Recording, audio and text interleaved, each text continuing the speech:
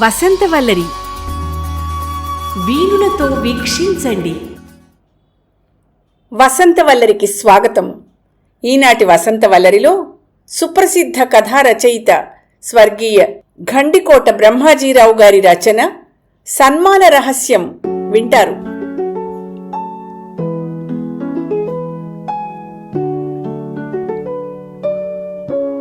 వీత్తలుపు ఎవరో గట్టిగా కొడుతుంటే రామకోటయ్య భార్య తలుపు తీసింది. నమస్కారం మేడం, నా పేరు Sombabu, sun and moon club సెక్రటరీని. రచయిత రామకోటయ్య గారి కోసం వచ్చాను అన్నాడు వచ్చినతను. ఆయన ఇంట్లో లేరు అంది ఆమె. ఎన్ని గంటలకు వస్తారు? వచ్చేసరికి 8 అవుతుందండి. అబ్బో, అంత ఆలస్యమా? ఏ సాహిత్య సభకు ఆయన వెళ్ళారో చెప్తే అక్కడికి పోయి కలుస్తాను. అయ్యో, అతను సాహిత్య సభలకు వెళ్ళడం కూడానా? గుమాస్తా ఉద్యోగం అతన్ని తినేస్తోంది. ఏమిటేమిటి, రచయిత రామకోటయ్య గారు ఉద్యోగం చేస్తున్నారా? అది గుమాస్తా ఉద్యోగమా?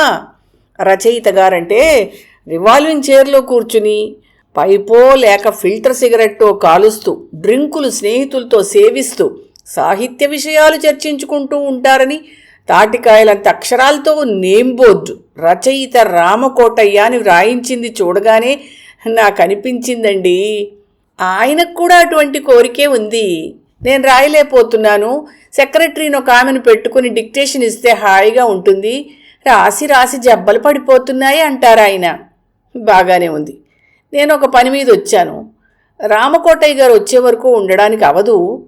అతని సాహిత్య వ్యాసంగం గురించి కొన్ని వివరాలు కావాలి. మీరు చెప్పగలరని తలుస్తాను. చాలా వరకు చెప్పగలనండి. నిలబడిపోయారు, కుర్చీలో కూర్చోండి. కాఫీ తయారు చేసి తెస్తాను. తర్వాత మీకు కావలసిన వివరాలు చెప్తాను. సోంబాబు కుర్చీ మీద కూర్చున్నాడు. ఇల్లాలు తెచ్చిన కాఫీ తాగాడు. ఆమె కూడా కాఫీ తాగి అతనికి కాస్త దూరంలో మరో కుర్చీ మీద కూర్చుంది. ఇప్పుడు చెప్పండి, మీకేం వివరాలు కావాలో. మా క్లబ్బు వాళ్ళు ప్రతి సంవత్సరం ఉగాది నాడు ఒక కవికో నాటకకర్తకో రచయితకో సన్మానం చేస్తారు. చాలా బాగుంది. స్పాన్సర్ చేసే కంపెనీని బట్టి మీ సన్మానం ఉంటుంది. 4 సంవత్సరాలుగా ఈ సాహిత్య రంగాలలో పేరు మోసిన వాళ్ళని పై నగరాల నుండి తెప్పించి ఘనంగా సన్మానాలు జరిపించాం. ఓహో, ఈ ఉగాదికి స్థానిక రచయితను సన్మానం చెయ్యాలని సంకల్పించాం. ఏదైనా కారణం ఉందా? ఉంది. పై ఊళ్ళ నుంచి వచ్చే వాళ్ళకి రైలు ఖర్చులు, మంచి హోటల్లో ఏసీ రూము మొదలైన ఖర్చులే కాక 1116 శాలువా సన్మానపత్రం ప్రింట్ చేయించడానికి ఖర్చవుతోంది. ఈ సంవత్సరం సన్మానం లో బడ్జెట్ మీద జరపదలిచారు.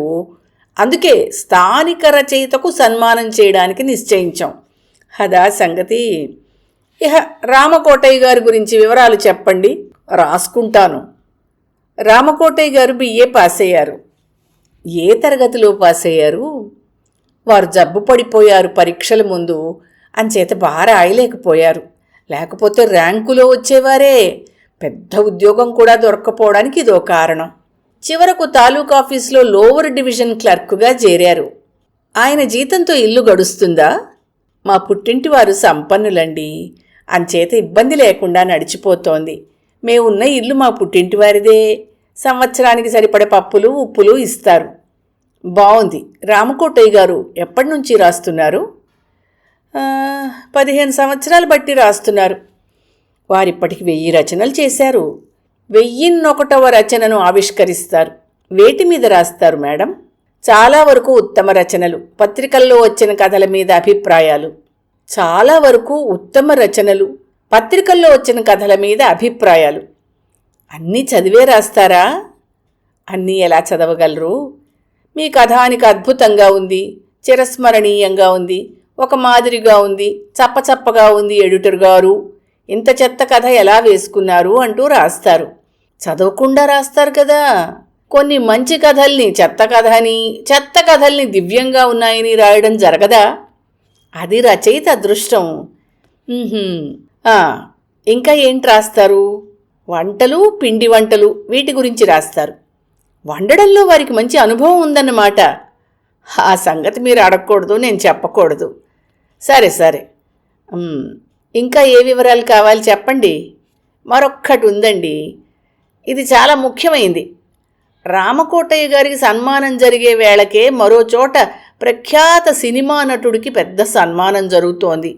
మన సభకు మనుషులు కూడా ఉండరు, ప్రేక్షకుల్ని సంపాదించాలండి. అదెలా సాధ్యం? మీ ఇరుగు పొరుగులు ఎటువంటి వాళ్ళు? మంచివాళ్లే. రామకోటయ్య గారంటే వాళ్ళకి గౌరవం ఉందా? ఉందండి. వాళ్ళు 15 మందేనా ఉంటారా? ఉంటారు. మీ ఇంటి పక్కనే బస్టాప్ ఉంది. 10 నిమిషాల్లో అందరూ భద్రంగా కాంప్లెక్స్ చేరుకుంటారు. చేరుకుంటే అక్కడే సమాచార కేంద్రంలో మన సన్మానం సరిగ్గా 6కి మొదలవుతుంది. సభ 8ంటికి ముగుస్తుంది.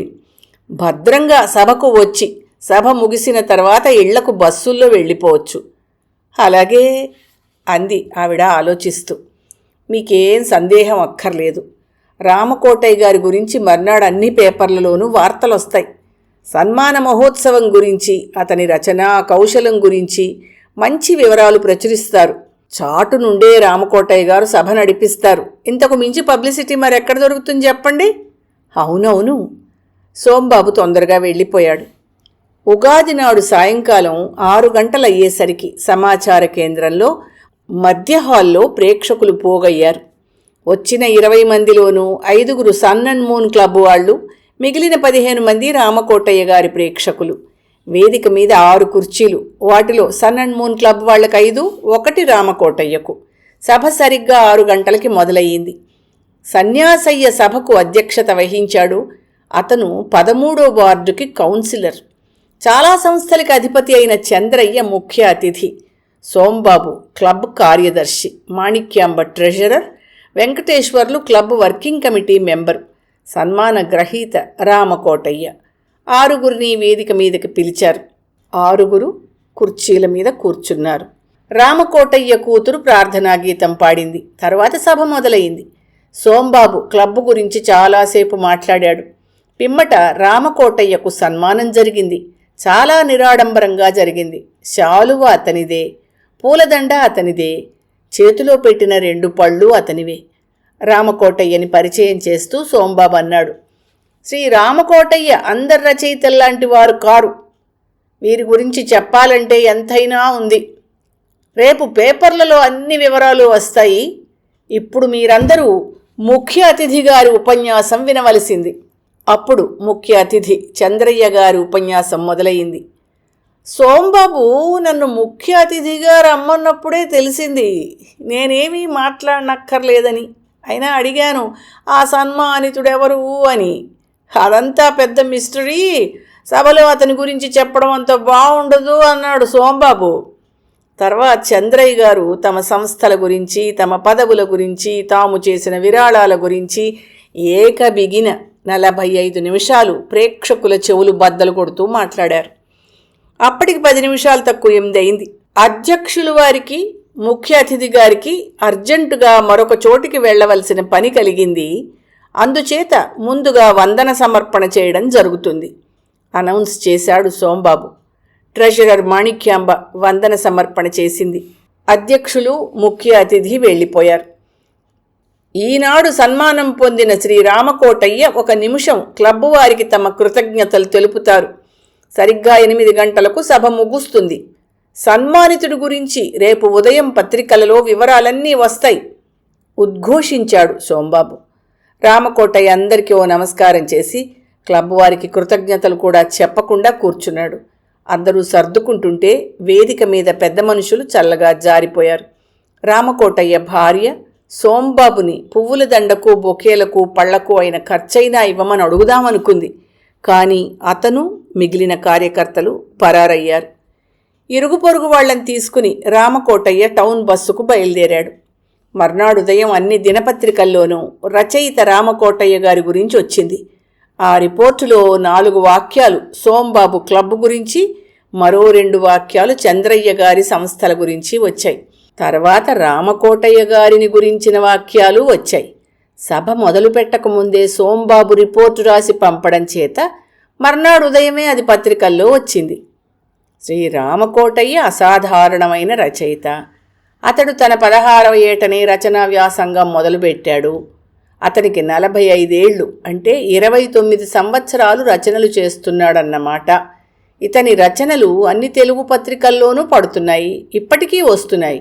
అతని స్టడీలోకి మనం ప్రవేశిస్తే అతని రచనల ఫైళ్ళు చాలా నీటుగా సంవత్సరాల వారీగా కనిపిస్తాయి. ఇంతకీ శ్రీరామకోటయ్య ఏమి రాశాడని మీరు ప్రశ్నిస్తారు.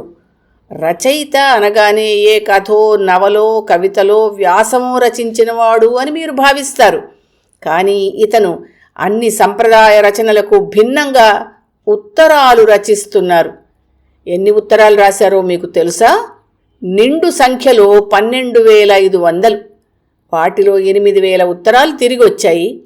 ప్రతి ఉత్తరం ఎలా ఉంటుందంటే, ఓహో, మీ కథ, కవిత, వ్యాసం, మీ నవలలోని ఫలానా ప్రకరణం ఎంత రక్తి కట్టించింది. చాలా జోరుగా ఒంటేలుకొస్తున్నా ఆపుకుని 1 గంట అలా చదువుతూ ఉండిపోయాను. ఇది 2 పేజీల కథ గురించి రాసిన ఉత్తరం. పత్రికా సంపాదకులు అలా వచ్చిన ఉత్తరాలకు విసిగిపోయి కవరు మీద శ్రీరామకోటయ్య దస్తూరి కనిపించగానే వెంటనే తిప్పి పంపుతారు. అప్పటితో శ్రీరామకోటయ్య ఊరుకుంటాడా? భలేవారండి సంపాదకులు గారు, నాకు 25 మంది స్నేహితులున్నారు. నా ఉత్తరం పత్రికలో పడిందంటే తలో కాపీ కొనుక్కుంటారు. పత్రిక సర్క్యులేషన్ పెంచుతున్న నా మీద ఆగ్రహిస్తే ఎలాగండి అని రామకోటయ్య అదే ఉత్తరాన్ని రిజిస్టర్ పోస్టులో పంపుతాడు. శ్రీరామకోటయ్య ఉత్తరాల రచనతో ఆపేస్తే బావుండేది. వంటలు, పిండి వంటలు అనే శీర్షిక కింద కాశ్మీరం వంటకాలు, నేపాలు మిఠాయిలు, ఆంధ్రుల ఆవకాయ, తమిళుల చట్నీలు, ఇలా ఎన్నో రచించాడు. ఈ నలభీమ శాస్త్ర నిపుణుడి పద్ధతి ప్రకారం వంటకాలు తయారు చేసుకున్న వాళ్ళు వాటి గురించి రాసిన రామకోటయ్యను, వేసుకున్న సంపాదకులను నోళ్లు కడుక్కుని తిడుతున్నారు. ఇప్పుడు శ్రీరామకోటయ్య ఏం చేస్తున్నాడో చెప్పుకోండి. గిన్నిస్ బుక్లో ఉత్తర రచయితగా తన పేరు చేర్చమని ఉత్తరాలు రాస్తున్నాడు. రామకోటయ్య 5వసారి తన గురించి వచ్చిన పత్రికలోని వార్తను 5వసారి చదువుతుంటే అతని స్నేహితుడు సుందర్రావు వచ్చి అతని పక్కనే కూర్చుని ప్రశ్నించాడు. కోటయ్య, రాత్రి సన్ అండ్ మూన్ క్లబ్ వాళ్ళు 5 నక్షత్రాల హోటల్లో డిన్నర్ చేసుకున్నారు, ఎలా ఉంది? ఇంతకీ నన్ను వాళ్ళు పిలిస్తే కదా అన్నాడు రామకోటయ్య ఆశ్చర్యపోతూ. పక్కనే నిల్చున్న అతని భార్యకు లో బడ్జెట్ సన్మాన రహస్యం అప్పుడు తెలిసొచ్చింది.